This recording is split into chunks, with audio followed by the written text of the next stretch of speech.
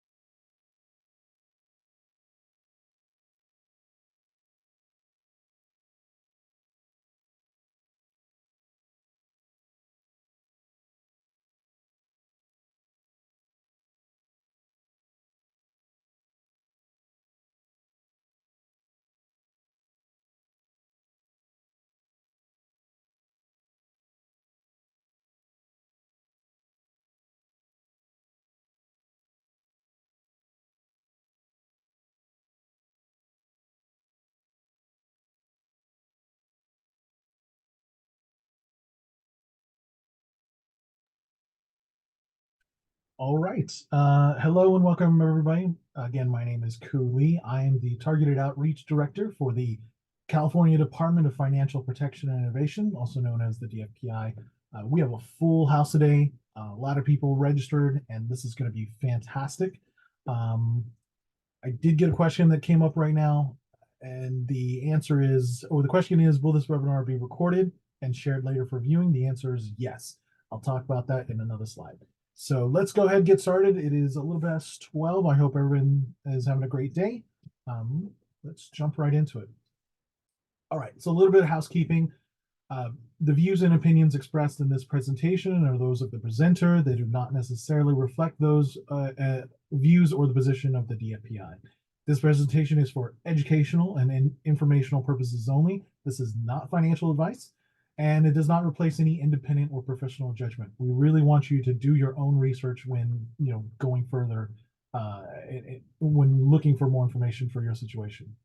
The DFPI does not assume responsibility for the completeness of the information presented in this presentation. This webinar is being recorded and it will be published to the DFPI's YouTube channel. Because of that, your cameras and microphones have been turned off. But if you do have a question, please submit it into the Zoom's Q&A feature. There's a dedicated Q&A session at the very end where I'll answer as many questions as I can. Many of you actually submitted questions as well as part of the registration process, and I'll do my best to answer all of those. So let's jump right into it. First, let's talk about the DFPI. Who are we? What is our role? Well, the DFPI's central purpose is to maintain a fair and healthy and trusted financial services marketplace for all Californians. The department accomplishes this through regulation and enforcement of a variety of financial services, products, and professionals. We also provide presentations throughout the state of California to protect and inform consumers and prevent them from falling prey to frauds and scams. So this webinar is one of those presentations. If you want to learn more, we do have a webpage dedicated for consumers. It's dfpi.ca.gov/consumers. Really great page where you can get more information. You could order materials. You could also look at all the other events that are available. Okay, let's jump right into it. What is generational wealth?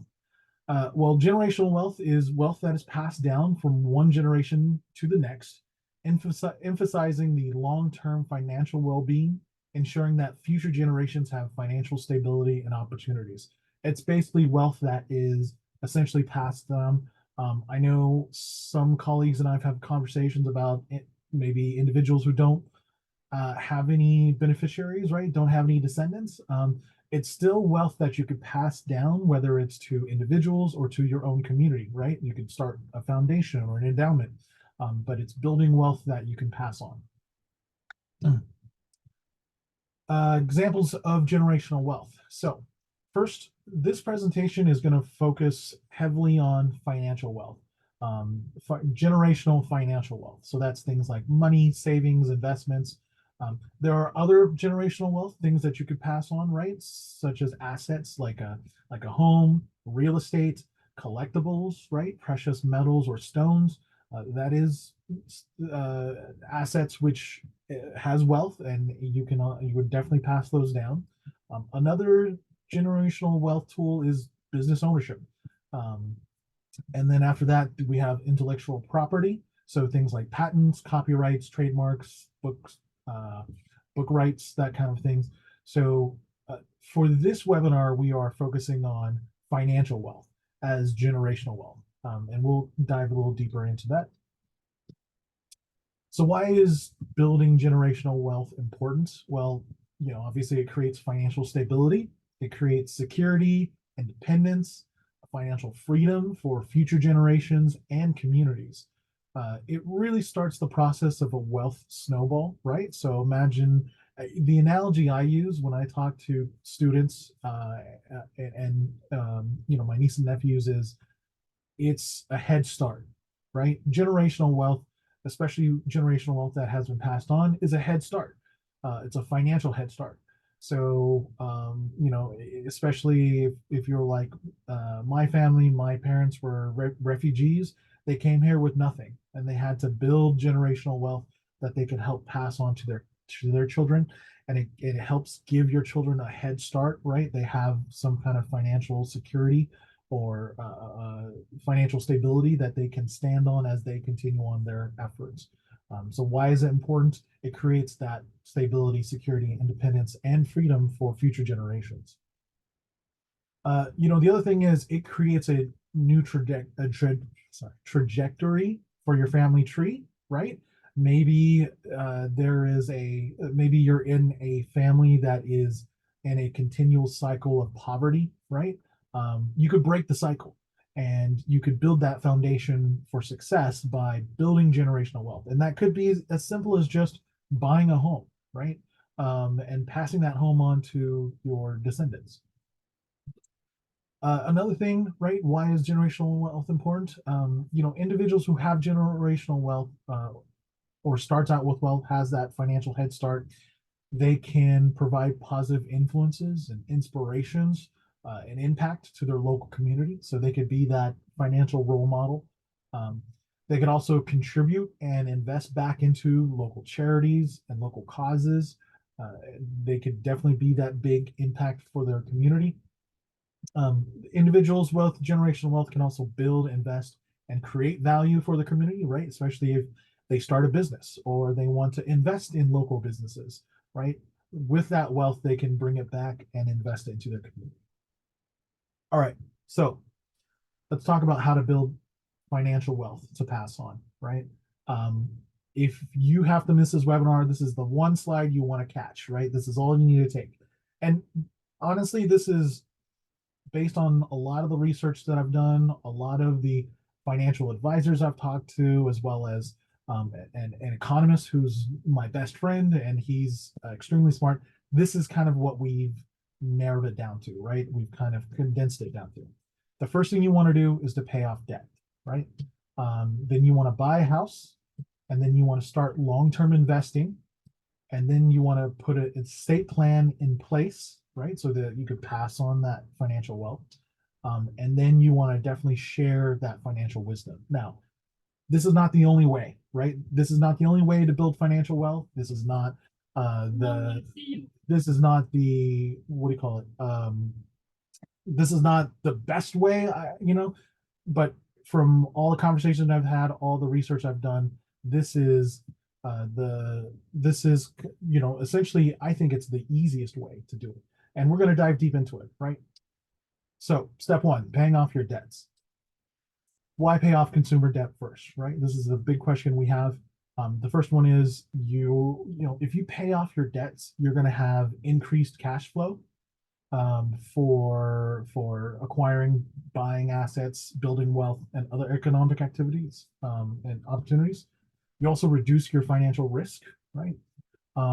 And you can improve your credit score, right? Paying down debt definitely improves your credit score, which gives you better opportunities for buying a house, getting a loan, better rates on credit cards. So it gives you a lot more opportunities, right? And also, once you have your debt paid off, there's a huge psychological benefits for it, right? So it reduces financial stress. Also allows you to focus more on long-term financial goals. That debt is essentially the analogy I like to use is it's an anchor, right? You're on a boat heading towards your financial goals, your financial dreams, and that anchor is weighing you down, right? You could absolutely row that boat. You could actually push that boat down the river, but you have an anchor that's slowing you down. And the best thing to do is to pull that anchor up or get rid of the debt. So here's some examples of consumer debt that you should probably pay off, right? This is kind of step one. So things like credit card debt, personal loans, car loans, that's a big one that we can have a whole long conversation about. Student loans is uh, you know, this is a very student loan debt is kind of a big question because based on the conversations I've had with a lot of different experts, sometimes you sometimes you may want to pay it off, and in some search situations it may not make sense. And I'll give you an example. What if you're on the pathway? If what if you're in the public service loan forgiveness program, right? Which means after 120 qualified payments, um, you would have the loan forgiven. And maybe it's a very substantial loan amount that you owe, right? It may make sense to keep your student loan, right? Just continue to pay it down, pay on your student loan in this situation. But what if you have, I don't know, $5,000 on your student loan, right? And does it make sense to keep that student loan around, right? $5,000. Don't get me wrong, it's a lot of money. It definitely is. But if you could pay it off so that you could use that student loan payment or improve your credit, or it's that student loan is stopping you from accessing other opportunities. And if it's just a low amount, it might make sense just to pay it straight off, right? So student loans is one of those, it depends on your situation. And I definitely recommend you try to pay it off, but depending on how much student loan you have, and of course what kind of repayment plans you're on, it may make or may not make sense. So just consider your situation, right? All right. Keys to paying off debts. So as a reminder, and it looks like some of you are already putting questions into the Zoom Q&A feature. If you do have any questions, please submit into the Zoom's Q&A feature. I will answer those at the very end. We have a dedicated Q&A session. So keys to paying off debt. First, have an emergency fund in place. There are so many individuals out there. There's a lot of individuals who don't have an emergency fund, and the emergency fund that covers anywhere between 3 to 6 to 9 months of your expenses is really important. And the reason you want emergency fund in place is because honestly, most people get into trouble, most people get into debt because they don't have an emergency fund in place, right?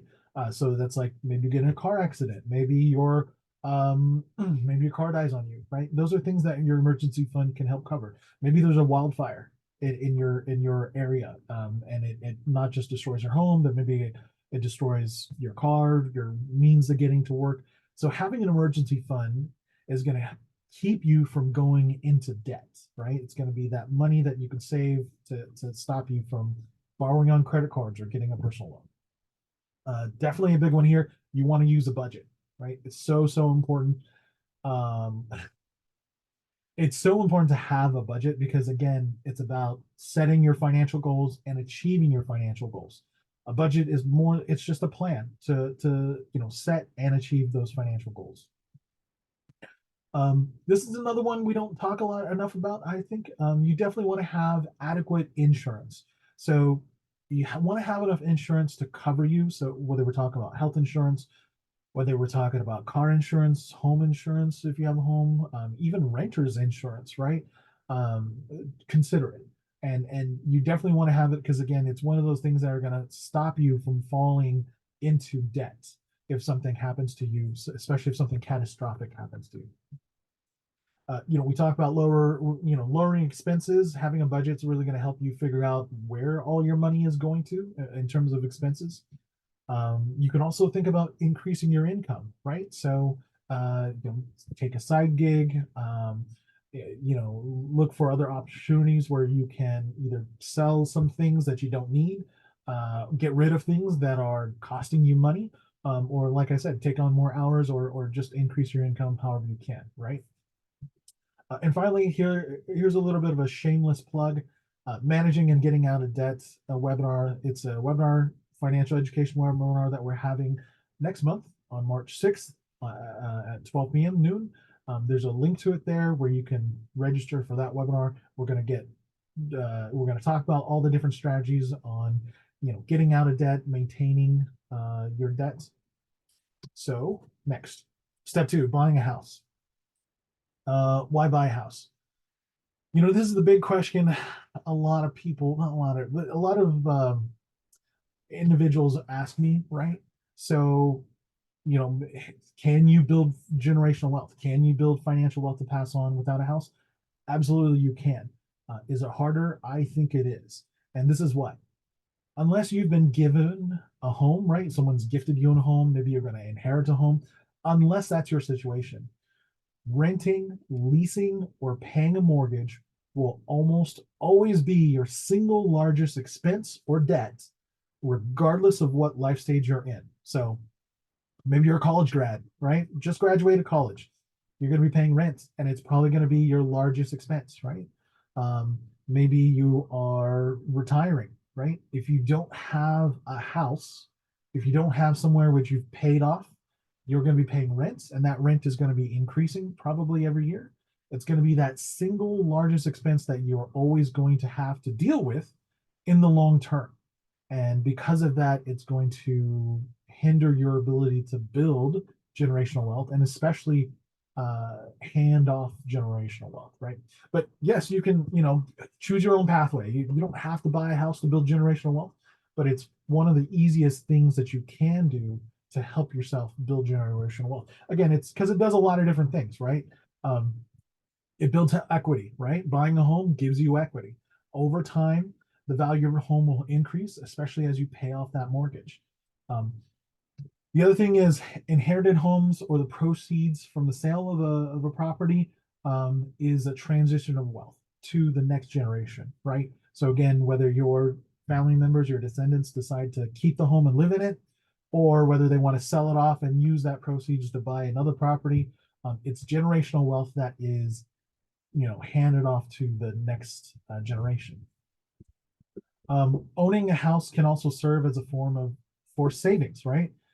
It's basically saving, paying your mortgage is saving money to, it's paying down a debt, but it's also putting money into equity for your home, and that's going to be handed off later on, right? So it forces you also to be more cautious about spending and saving. Right? I don't advise this at all, but your home equity could be tapped into through a home equity loan, also known as a HELOC. I really don't recommend this, but it could be those situations, right? After owning a home 5-10 years, you need money for whatever reason. Having a home, especially with equity, you can tap it for an equity loan. All right, buying a house. Let's talk about buying a house. It's a financial goal for a lot of people. Buying a house is a financial goal. So things that you should do or consider is saving for a down payment.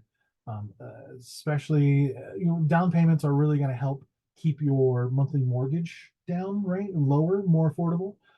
It can also help you get rid of PMI, which is, if you haven't bought a home yet, PMI is mortgage insurance, right? If you pay down 20%, most of the times you don't have to pay for property mortgage insurance, which really doesn't do anything besides insure the lender. You could also, while you're saving for a house, you could build and repair your credit, right? So paying off that debt repairs your credit, or builds your credit for you. You could also, this is one that I talk a lot to my niece and nephews, and I was a participant of purchasing a starter home, right? There's no reason you need to buy that, you know, final home for you, that 6 bedroom, 3 car garage home being your final home. You know, you could buy a small 3 bedroom house, single car garage house, as a starter house, right? It's going to build equity over time as you pay it down. And then you could always sell the house off and buy into a bigger house as you need to, right? So consider purchasing a starter house, instead of trying to get that big house right off the bat. You know, it's hard, but it's not impossible. The one thing I tell a lot of individuals who are looking to buy a house is you're not alone, right? Everyone out there is experiencing the same thing. So don't think of it as I'm the only person who doesn't have a house or I'm the only one who can't buy a house. I've been there myself. Trust me. You know, it feels impossible, but if you break down an impossible task, right, to smaller, more achievable tasks, you could easily achieve it, right? As we say in the army, right? How do you eat a how do you eat an elephant? It's one bite at a time, right? Planning preparation is key, right? Definitely. No one ever just shows up and buys a house, right? Unless you're a multi millionaire and money doesn't mean anything to you. It's really, really difficult to buy a house, and planning and preparation is the key to success. And you know, use California State resources, which is going to be on my next slide. Here's some home buying resources that I've kind of collected for you. Again, this is not a comprehensive list. This is just a list I want to share, especially for those who are looking to buy a house. Um, California Department of Real Estate has the First Home California initiative. It's a web page where it has a ton of different information, especially if you're trying to buy a house for the first time. There's a link to it right there. The California Housing Finance Agency, also known as Cal HFA, they have a lot of down payment assistance programs. They also have this other program that was very popular last year called the Dream for All Shared Appreciation Loan Program. They'll be launching it soon. Click on that or go to that link to find out more information. The U.S. Department of Housing and Urban Development, also known as HUD, also has a lot of resources, so please make sure to check that out. There's also a nonprofit called the National Home Buyers Fund. Google them; they have a lot of information as well. And finally, something that a lot of people don't consider or think of is your, you know, local city, county, or even community might have grants, some home buying grants. So definitely do a lot of research to find out what's available in your area and what you can qualify for. So, you know, I do want to say one more thing. If you already have a home, but you're still in the process of building generational wealth, again, that the steps still apply, right? Step one, pay off your debt, which includes your home mortgage, getting rid of any credit card debt. Now you have a home that's fantastic. Work on paying that mortgage off. And now we're talking about step three, right? Long-term investing. So why invest long-term? Well, first, long-term investing, you know, it has a lot of reduced risk. I'm not saying it's risk-free. I'm saying the risk is lower. And that's because short-term investing is more susceptible to market volatility and fluctuations, right? If you're a day trader, the market goes up and down depending on, you know, national news, global news, you know, what happens to commodities, whatever. So if you're investing for the long term and you're making those well researched uh, decisions to buy whatever, right, stocks, you put money in 401k, whatever it is, mutual funds, um, and you're doing long term decisions, those short term volatilities is not going to affect you as much. Here's one that I always talk about when I go talk to students, right? Just to blow their minds away, right? You want to leverage the power of compound interest, especially when you have time, right? So with an investment that has a 10% return, right? You could turn $100,000 to 1.6 million in 28 years. There's the math. There's actually a lot of calculators, free calculators online that shows you the power of compound interest, right? Starting with $1,000, starting with $100,000, right? At a 10% interest rate on $100,000 in 28 years, you would have $1.6 million. Add on another 7 years, so in 35 years, if you didn't touch that investment, you'd have $3.2 million. So um, compound interest is an amazing thing.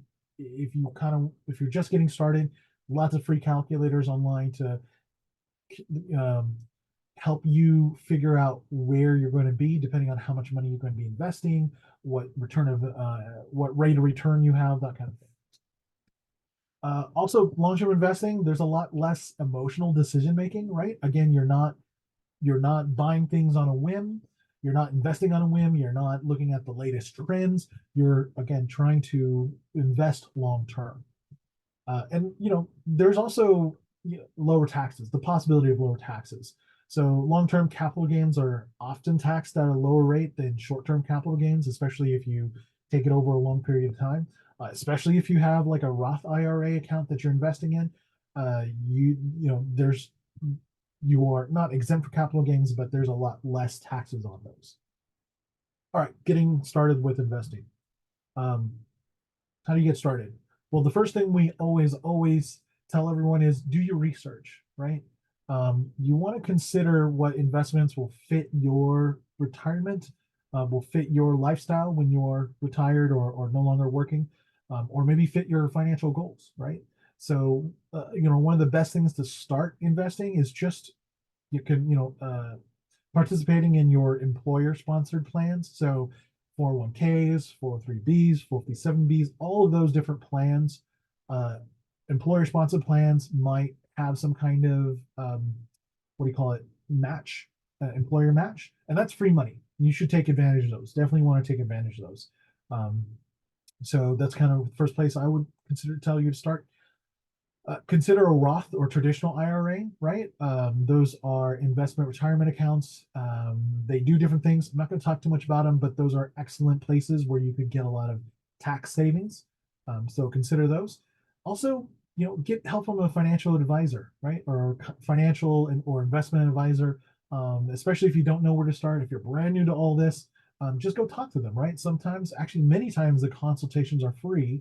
And what you want to do is make sure you have your financial goals, right, outlined, right? Buying a house, retiring at 65, 70 maybe, having so much money saved up, right? So have your financial goals ready to talk about when you go discuss this with a financial or investment advisor. Um, things to look out for, right? We have a booklet that we just launched last month. It's our Protect Yourself from Fraud booklet. Um, it's available for free to download. In fact, I'll include a link in a follow-up email where you can download our booklet. It's got a lot of different red flags which you could look for when you're thinking about investments. Also, it helps protect you from other different fraud and scams. The big question I always get is how much should I invest once you're ready to start investing? The rule of thumb is anywhere between 10 to 15% of your annual income, right? So if you're making $70,000 a year, uh, and that's net, by the way, so that's after taxes, after all that. If you're making $70,000 a year, generally you want to try to save about 7% or more of that income, and you invest it in your 401k or your IRA or whatever investment accounts you might have. And that'll help you, again, over time, build up that money so that you can not only retire with it, but the idea is that you want to pass on your 401k, you want to pass on that investment, right? Those long-term investments that you've saved up.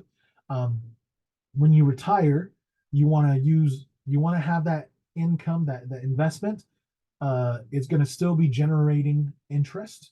So you want to retire with that interest, but once you pass on, you want to have that 401k, you want to have all that extra investments pass on to your descendants, and that's generational wealth, right? Okay, estate planning, right? Step 4. What is estate planning? Well, to start estate planning, it's just essentially putting together a plan to pass on your wealth to your descendants, your community, that kind of thing. You definitely want to collect your assets. So could be property, could be gold, precious metals, uh, financial, right? So your accounts, all your different financial accounts, whether it's investment accounts or checking accounts, savings accounts. You want to choose an executor, so it's just someone who's going to execute your will or your wishes. Determine your beneficiaries, definitely very important, right? Who are you going to be passing your wealth back to? And then, of course, your estate plan in itself, right? So the most popular thing is a will, right? Drafting a will, which has all your assets, who's going to execute the assets, the beneficiaries. But maybe you don't have any descendants, right? Or maybe you don't want to give them the money straight out. You could put it into a trust. We're not going to talk too much about what a trust is, but it's basically a vehicle which you can put all your assets into, and then deed it to individuals, or deed it, I would say, include individuals in that trust where they can access that wealth. The other thing is, again, if you don't have any descendants and you don't have any beneficiaries to pass on your wealth to, you can always create a foundation or an endowment to a cause or organization that you really want to champion, that was something that you really enjoy, or want to further their cause, right? So all of this is generational wealth, right? Putting a plan in place to pass on that generational wealth so that it can continue. And one thing that we don't talk a lot about, and unfortunately I'm not going to talk too much here, is there are definitely tax implications of wealth inheritance, right? So when you pass on wealth, especially if it's from just a will, there is a death tax and there is inheritance tax. So when you are building this will, when you're building a trust, all that, consider the different tax implications. You definitely want to talk to a lawyer to draft your will if you can, or at least I would say a financial advisor to figure out what those tax implications are. Oh yeah, and this is another one, right? Every year you want to review and update your will or your trust or your foundation, right? Maybe you get new beneficiaries, maybe you got new assets, right? So definitely want to review and update your estate planning every year. All right, step 5, share your financial wisdom. Okay, so important. This is that give a person a fish, they'll eat for a day. Teach them how to fish, they'll eat for a lifetime, right? It's, empowering your heirs with the knowledge and skills needed to manage and grow the wealth responsibly. So here you are, you've handed the wealth to them, but you also want to make sure that they're going to responsibly grow the wealth as they have it, right? You've given them a head start, a financial head start. Now you want to make sure that they're going to have the knowledge to, again, continue to grow it and pass that wealth on to future generations. One thing to do is just to, easy thing to do is probably just to start talking about money to your kids, right? Especially if kids is that generation you're going to be passing your wealth to. Think about things like using money lessons or sharing your financial experience with them, right? Even though you may look like you're wealthy, you have a lot of money, it might have taken you a long time to build that wealth. So definitely share your financial experience so that they can understand how not just important, but also how hard it was to build that generational wealth. Lead by example, inspire others, definitely. That means things like doing mentorships, right? Maybe at your local church, parish, maybe your local boys and girls club. Let them know, hey, I'd love to mentor individuals if they're looking to build a business or build generational wealth, start investing, that kind of thing, open a bank account, right? Provide mentorships, right? Help those future generations. And definitely promote financial literacy programs, right? That's my jam. That's my bread and butter, right? I'm all about promoting financial literacy programs, whether it's through us, whether it's through other organizations. Financial literacy is so important, especially to yourself and future generations. All right. Wow, we were moving through those slides pretty fast. So we got a lot of questions too. Thank you. As a reminder, if you have a question, please submit it through the Zoom's Q&A feature. I will do my best to answer it. We have a lot of time.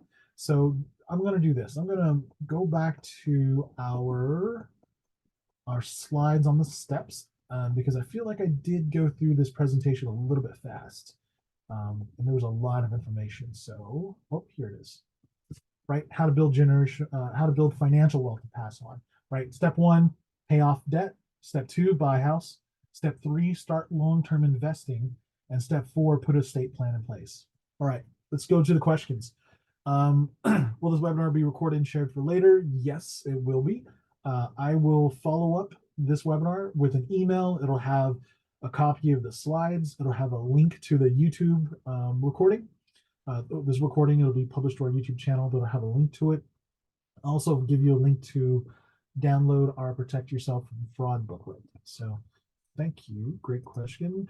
Can we get a copy of this presentation? Yes, absolutely. It will be part of that email, follow-up email that I send out. Thank you for that question. What about student loan debt? So we talked a little about student loan debt. I say it really depends on your situation, right? Everyone, I have never in my entire career, I've never seen anyone with the same student loan situation as someone else. It is always different, right? Your repayment plan, the type of student loans, the amount of student loans you might have, it's all going to be different. And I say you can consider paying off your student loan debt if it makes sense, right? So I leave it up to you, right? Whether you want to pay it off in the pay off debt step, or if you want to continue pay on it even as you buy a house and start long-term investing, right? You know, again, the idea is if you have a small student loan payment and there's a plan in place, it's okay. You can still pay that debt while you pay a mortgage and start putting money in a 401k or other investing options. So thank you for that question. What if you're single? Buying a house in California is out of my reach. So that is definitely an issue, right? I want to acknowledge that it's very difficult just to buy a house in California altogether, right? It is not cheap. It is not cheap to buy a house in California, no matter where you are, right? Could be in a high metropolitan area, could be in a rural area. Home prices have, I want to say, doubled, maybe almost doubled in the last couple of years, especially the last couple of years. What I tell everyone is try to start small, right? Try to start small, especially if you're single, right? You don't need that 5-bedroom house. You don't even need a 3-bedroom house, right? A 2-bedroom house. And, you know, I shy away from telling people to buy a condo or whatnot, but that might actually make sense, right? Especially if you're just an individual, you don't need all that space, right? The idea is number one, the reason you buy a house, again, is renting, paying a lease, paying debt, regardless of what life stage you're in, is always going to be your largest expense. Now, the only caveat here is I've seen some car payments. I've seen some student loan payments that are crazy, like crazy high. So there are certain circumstances where a car loan or a student loan payment is higher than your mortgage or your lease, right? Your rent.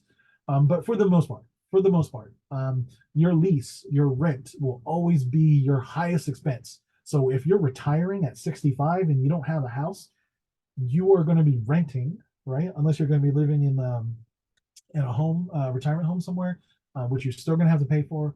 You're going to be renting, and those rents will always go up, right? They will always go up. So it's better to work on buying a house, even if it's just a 1-bedroom, maybe a 2-bedroom house that you're going to be living in, right? Because you'll own it, and it'll be wealth, and it'll have equity, and that equity, which you could trade in later on, right? You could sell that house, you could sell that condo and upgrade to a bigger home if you need to, right?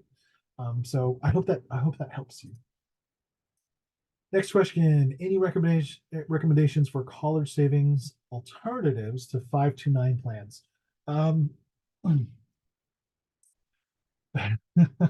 I would I recommend 529 plans. So for California, we have Scholar Share 529. I love it. I plug it wherever I can. My two sons each have a 529 plan. It's amazing. I love it. I plug it wherever I can. In fact, there's a new rule. There's a new IRS rule where if an individual does not use the money in their 529 plan, they can actually roll it over into like a Roth IRA. Don't quote me on it. It's a just look it up. It's a new tax rule, new IRS rule. Um, but I really think 529 plans are really good for college savings. Other alternatives are really just putting in a savings account, right? Or a CD, right? Certificate deposit. Um, the reason being is CDs are insured, savings deposits are FDIC insured. You don't want to put money, you could, but you don't want to put it in like stocks or mutual funds because market volatility. And then on top of that, you'll have to pay capital gains on it, right? If you withdraw that money to use for educational purposes, you'll have to pay capital gains tax on it. On a 529 account plan, as you put money into it and as it's gaining value, right, over time, as long as you're using that money for educational purposes, you don't have to pay taxes on it. So 529 is really hard to beat. All right, next question. Where's a reliable source to find a trusted investing professional information? It's a good question. Really, really good question here. Um, you know, as a state, I can't really make a lot of recommendations, but I will say this. If you go to investor.gov, right? It is the federal, I think it's managed by the Security Exchange Commission, so SEC. Investor.gov is a really great place to start if you're just starting to invest, right? A lot of fantastic information. Later on, the DFPI will be launching our Investor Education Resource Center. It's going to have a lot of great information. It's going to be a great place for you to start as well on your investing journey. So look out for that. But besides investor.gov, I would say you definitely want to do your research and shop around. Just shop around, right? Just start talking to some investment broker dealers. And number one, make sure they're licensed and licensed by us, the DFPI. You can go to our website to check their license.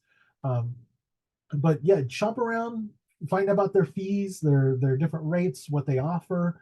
Look at their different track records, right? I would say definitely just shop around and look. And the reason I'm giving you a very broad answer is because everyone's financial goals, their investing goals are going to be different. So again, I'm just giving you something generally broad. Investor.org, go look it up. All right. Living trust versus will. So a living trust. So a will is mostly executable on your death, right? When you pass away. A living trust works very similar in a way, but it's more like a vehicle where you could put things into, right? Again, I'm not an expert on this, but I would say this.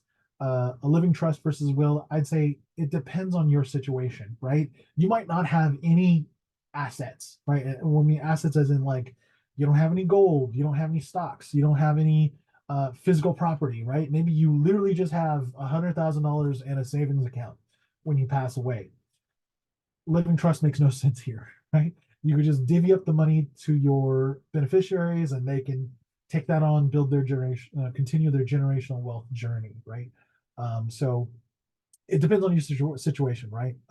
Again, I'm not the expert here to talk on living trusts or trust, but I will say consider it, especially if you have a lot of assets and you want to make sure that asset is being taken care of when you've passed on. Okay, great question. Can we get access to the slides? Yes, I will be sharing the slides after this webinar.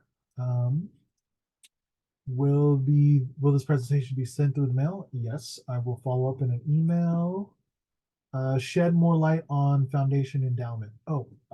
Yeah, a lot of people don't think about this, but let's say you've acquired multi-million dollars in your lifetime, and maybe you don't have any beneficiaries, or maybe you do, but you want to leave money to a foundation. You could build your own foundation, right? Right now, anyone could really do it. It's mostly just paperwork. And a foundation is, maybe it's sending kids to college, right? So you're building a scholarship foundation, and it's got a certain mission. You have people managing it for it. You fund it with your own generational wealth. There you go, passing it on to future generations, right? An endowment is more of you give, or you could build endowment, by the way, as well, same similar to the foundation. An endowment is where you can give money to a cause, and they'll keep that money and use it as the principal, and they'll invest it somewhere. And what happens is all that money, the interest that is created from the money, the seed money that you gave, all that interest that is created, they use that interest to further their mission or their goals, right? So they're both very similar. I'm not the right person to talk more about those, but again, if you don't have any beneficiaries, you can always leave your money in for a foundation or an endowment, or you could gift it to them, or you could create your own, right? Especially if you have a specific cause that you want to champion, right? Um, so yeah, great question. Um, can you please cite an example of getting rid of credit card debt? Uh, yeah. Well, honestly, I could talk all about getting rid of credit card debt, right? A lot of different strategies, but I do want to plug our webinar for next month, March 6th, where we talk about managing and getting out of debt. So a lot of really quick steps here. A couple different strategies, right?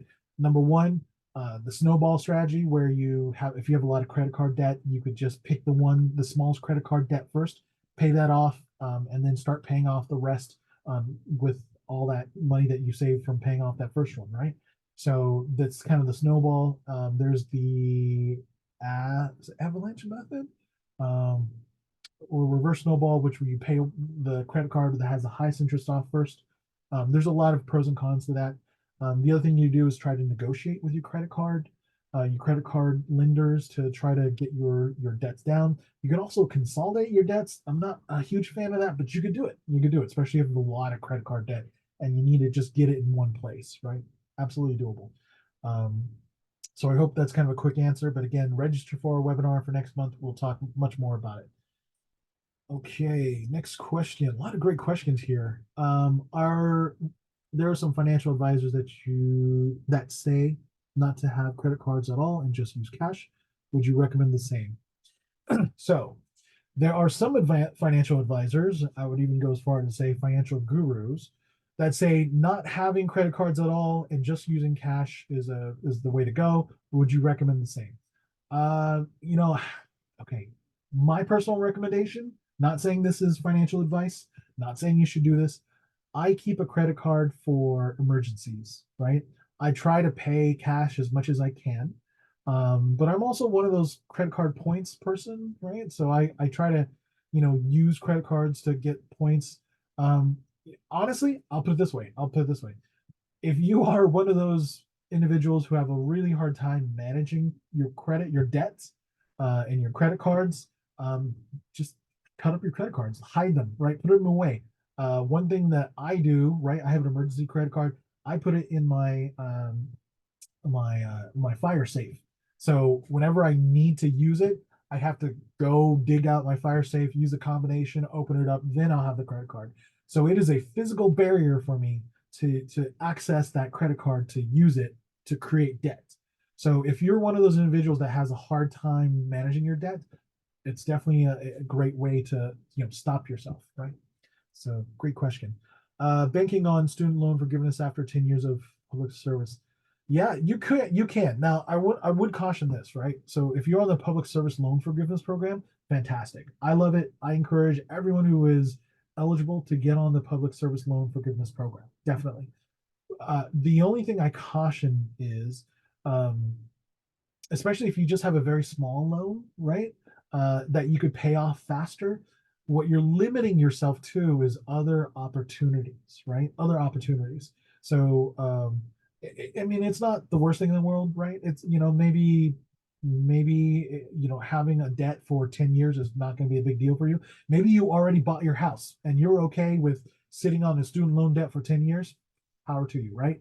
But if you're just a student, just got out of college, you're working at a nonprofit or maybe a state government, um, you have a lot of other economic opportunities as well as purchasing opportunities that a student loan for 10 years may hinder you from accessing.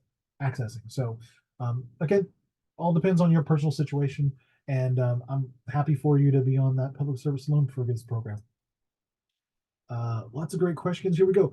Do you recommend paying your mortgage sooner with low interest rate if savings accounts are currently paying more on interest than mortgage? Okay, so this is a this is a common core math problem. You have a mortgage, interest rate is low, your savings account has a higher interest rate. Which one should I do? So I say it depends on you. It depends on you. Um, do you want to keep your mortgage around longer, right? Because the same thing like a student loan, your mortgage is holding you back from doing other things, right? Even if it's just a psychological thing, your mortgage is holding you back. So whether that's putting more money into investing, right? Or you're putting more money into your 401k or starting that IRA, Roth IRA, that mortgage is holding you back. But if you're telling me that your savings account is getting a higher interest rate than the mortgage interest that you're paying, again, common core math problem here. If you want to sit on that mortgage for another 10, 20 years, that's completely up to you, right? That is, what do I recommend? I always recommend that if you could pay your mortgage off sooner, you should do it. Even though, your money in a savings account is making more money, just imagine the extra money that you'd have if you just paid off your mortgage, right? That extra $2,000, $3,000 that you could be using towards building more savings, putting into your investments accounts, right? So completely up to you. It's a great question though, very good question. Oh wow, a lot of great questions here. My organization is interested in partnering to present this information. Can you direct me to a point of contact? I would be me. Actually, I would be a great point of contact to helping do this presentation to whoever, right? Your staff members, your constituents, stakeholders, your clients. Happy to do this presentation. That's what the DFPI does. So please reach out to me. I will, again, my follow-up email, just reply back to it and we'll talk. I love it. Great opportunity. I live in a town of 15,000 people. Median price for a home is 350 to $400,000. It's not cheap. Again, want to acknowledge that buying a home is not cheap. But again, there are, and let me just go to the resources page to keep it up here. So again, I talked about a lot of different resources, right? For to try to help you buy a house. You may qualify for some of these, maybe you might not. Again, look into your local city, county, and community to see if they have any home buying grants. I was helping one of my consumers who contacted me to talk about this, and we just Google it, right? Home buying grants in Fresno, and a couple of them came up, right? The city had a thing to help pay the closing costs. There was a bank that was offering money to as long as they were making a certain amount of money, they would help assist in the process. And of course, Cal HFA, right? They have down payment assistance programs. Look into it. Cal HFA's down payment assistance programs. I have a friend who was a DACA recipient who got a Cal HFA loan. Amazing. Got into a house. Didn't even think he could do it. But he's living in there, and it's working fantastic for him. So a lot of different resources. I know it's expensive. Um, Again, depending on your life situation, also consider, again, starting small, working yourself bigger as you build equity in your house. Uh, okay, what is the difference between Roth and traditional IRA? So that's a whole nother presentation, but I'll give you the 30-second explanation. So traditional IRA, which is IRA stands for investment retirement account. A traditional IRA, you take your own money and you put it into, right? Um, and what happens is your income, which you report to the IRS, is lowered by that amount. So let's just say for 2023, last year, I put in $5,000 in my traditional IRA, right? And let's say last year I made $70,000, right?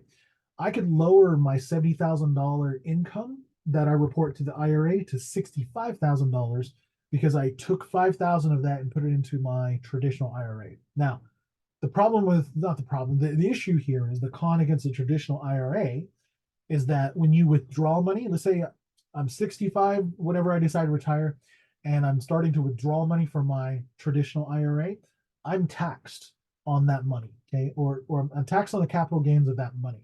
So I've been putting 5,000 for 20 years into a traditional IRA, and it's built up to be, let's say, you know, $1 million.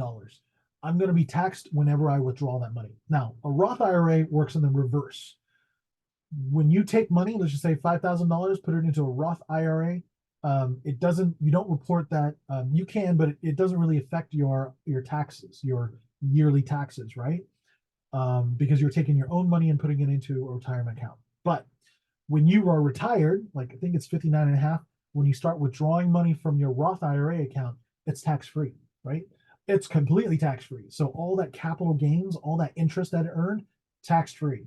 So that's the big difference between a Roth and a traditional IRA. I'm sorry, it's very overly simplified, um, but I hope that answers your question. Okay.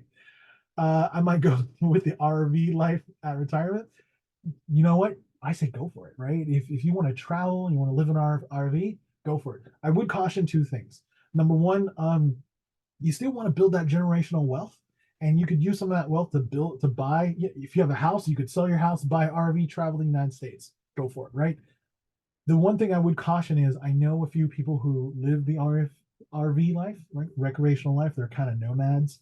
Um, and the biggest problem is maintenance on your RV, right? You always want to have money saved up so that you can live that RV life comfortably. So if your RV breaks down, you still need to insure it. You got to pay gas.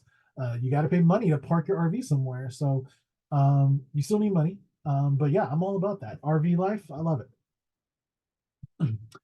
um, okay. Let's see, 529 plan is a college savings plan. Scholarshare 529. Google it. It's a great program. Look into it. Um, what is the role of life insurance when building generational wealth? I'm a fan of whole life insurance, not necessarily term life insurance. That's just me. I'm not advertising one way or the other. What I will say is, depending on your situation, life insurance is incredibly important, especially if you don't have the money to cover for expenses when you pass away, right? So what I mean by expenses, I mean like funeral expenses, right? Maybe you have certain debts, like large debts that you need to cover. You don't want to pass on that debt. You don't want to lean against your assets or something.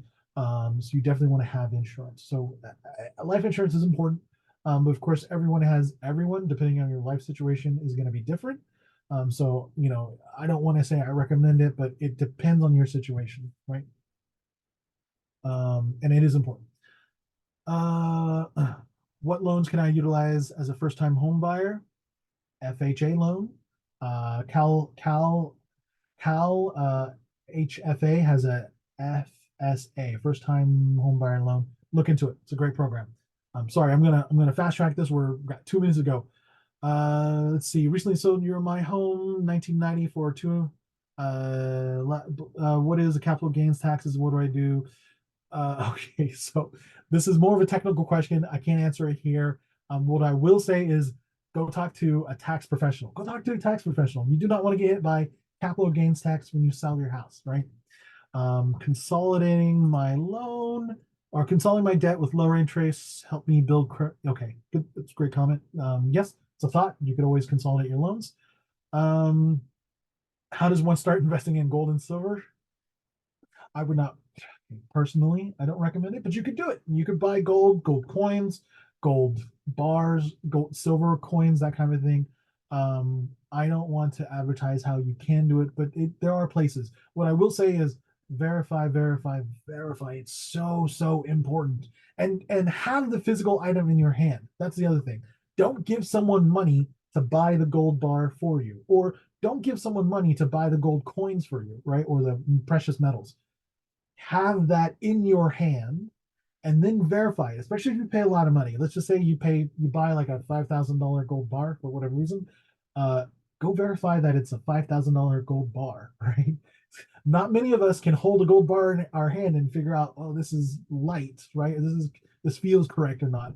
So verify it, especially if you're going to be putting a lot of money into it.